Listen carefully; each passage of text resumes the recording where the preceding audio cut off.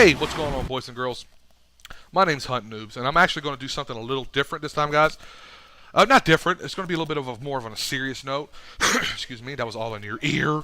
But I've been wanting to do this for a while now. I talked to Mad Mike, and I talked to Cookies, and I talked to Fade, and all the people that I associate with not a daily basis, but on a regular basis. And they told me, and the Fighting Robot, of course, I can't leave my dude out. Ain't heard from him in a while. Where you at, playo?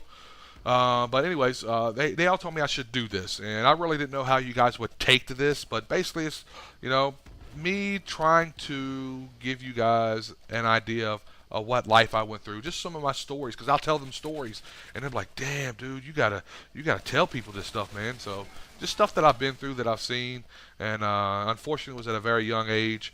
But you know what? Ultimately, it made me who I am today. So. I figured it'd be a cool idea to start off with World at War, since it's the beginning. Since we all kind of relate this way. This is why you guys are watching me to begin with, is through Call of Duty. So I figured, I'd go in somewhat of a chronological order, of course, with my life, but with World at War, or with Call of Duty, it's in general in itself. So obviously for us, World at War was the beginning, at least to my recollection it is. And look at this dummy here. What was you thinking? Trying to climb a tree there, buddy? Get wrecked, son. So.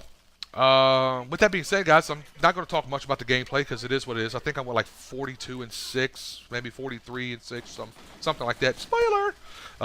Nothing really special. I do use the shotgun, the trench gun. I use the shotgun a lot. I think I go on like maybe a 10 to 15 kill streak with it, tearing heads off with it. I believe it's a trench gun, kind of like if you guys can relate to the what's the shotgun? The stakeout on Black Ops. It's very similar to it, at least for me it felt. It's a hit or miss. Sometimes you nail people, sometimes you don't. You'll see in this video here. But anyways, let me go ahead and move into story time. Basically what it is, guys, when I get to a point of where the video ends, it's over.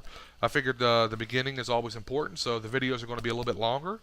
So maybe you guys stick around and want to hear about what I went through and all that fun stuff. I would like to say I lived an interesting life, to say the least. So I'm going to try to start off how it all began. Obviously, with my dad busting a nut in my... just had a visual. That was so nasty. Anyways, I am one of three when it comes to my brothers and sister. I'm the oldest. I have a younger brother who's in the military right now in the Navy. I love you, buddy. And my sister, I love her very much as well. And she's still living in the state of Kentucky, where I originally was born and raised. My father and mother were never together. I mean, they were never married or anything like that. In the state of Kentucky, I believe if you're with your partner for 7 years or more, it's legally marriage. You're legally married in a sense, but never were married. They were always off and on, as I can remember as a youth. Very troubled childhood that I have. Really no structure at all. My mother, I believe she did her best for what it was worth. My mother had me when she was 17 years old. Very young age. Definitely don't want to be having kids at that age. I had my first son at 23, and I think that's young too. So, anyways, but I think she did the best for the situation that she put herself into. I don't want to say poor her and this, that, and the other. You put yourself in that situation, you got to deal with it. So I think she did the best in the beginning. But I think she fell off towards the end. Maybe it was just too much stress. I don't know.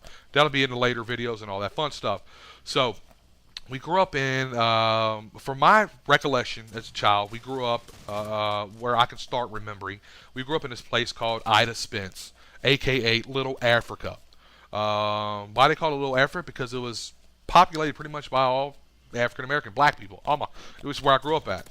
It's the projects, and we were probably the only white family to live there growing up. But you know what's crazy is, it being called Little Africa, which is, obviously a somewhat very much racist in a sense. I guess. I don't know.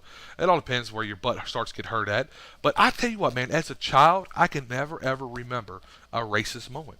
I can never, ever remember being jumped by a bunch of black guys, beat down, you honky cracker, and vice versa. Never me saying, the infamous N-word or anything like that. Never. It never was that. It was always very, we were very naive in a sense at that age. We really wasn't until you start getting older and people start inflicting their ideas and thoughts in your head. So, like I said, it was never really any tension like that. We would definitely fight because we were boys. Me and my brother would fight people all the time, man.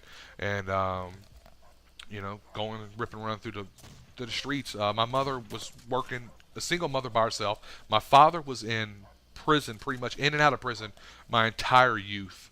I can recall one time when he got out on a furlough, or furloughs meaning he got released early for just a weekend or something. And I recently had my tonsils taken out, and I woke up in the middle of the night, my throat was hurting, and I'm downstairs eating ice cream because that's the medicine. I guess that's what I don't know what they do now, but good Lord, I loved it, man. So I'm downstairs eating ice cream, and there was this lady named Cookies, which is crazy, right? Not Cookies. This lady, her name was Cookie, not Cookies, more just singular, not plural. She saw we had a light on. She just came over to talk to my mom. Well, all of a sudden, our door got kicked in. Boom! And now these are project doors, people. Now, if you all know about project doors, they're like fucking solid steel. Boom! Comes open. Door come flying in. I'm sitting there with my ice cream, fucking shitting on myself, like, what the fuck is going on? And my mom jumps up, and Cookie jumps up, and my dad comes walking through the door with a box cutter. And I'm like, holy shit, what is about to go down? And he looks at my mom and looks at Cookies. He's like, I want some pussy. And I swear to God, is what he said. And I'm like, Dad, what are you doing, man? And he's like, what are you doing up? And I'm like, what are you doing up? So he put the box cutter down once he saw me.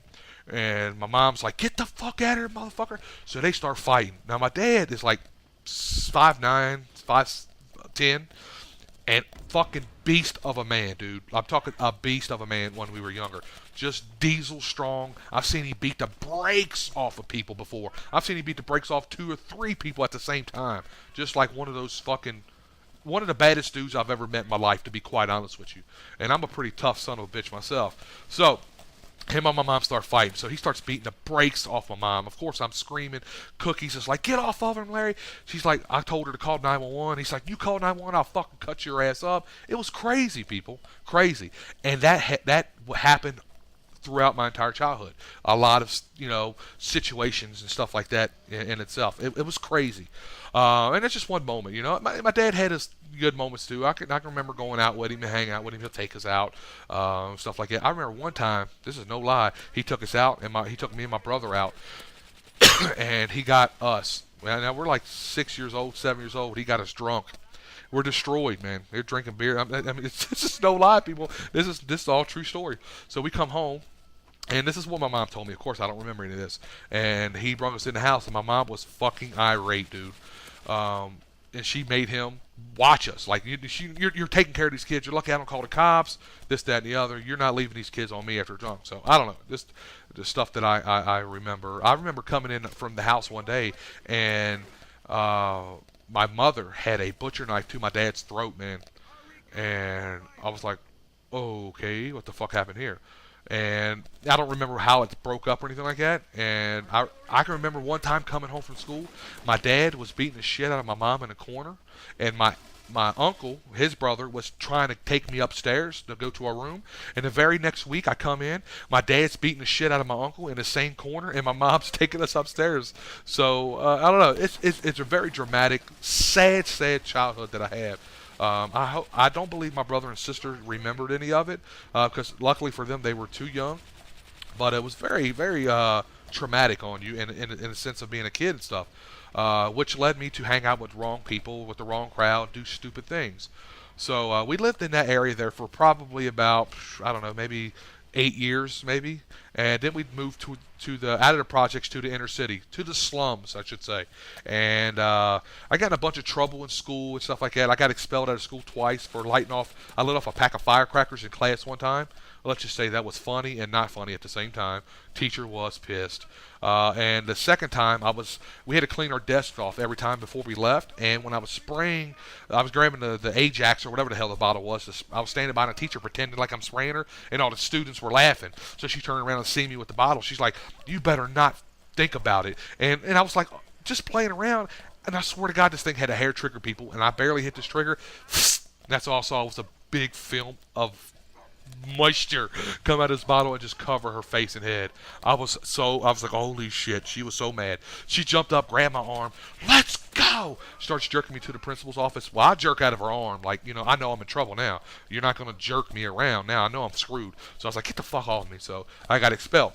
It's very stupid on my behalf. So after I got put into a special school, not a stupid school, but a special school for bad kids. And I think that's where I might just leave this off, guys, to keep it interesting. So I go to this special school, and we'll start from there next time around, guys. I really hope you're interested in this series, guys. It's going to get even more interesting. I hope you guys like what you're hearing so far. But it's your boy, HuntinNoobs. I'm out this bitch. Deuces! Get wrecked, son! Woo!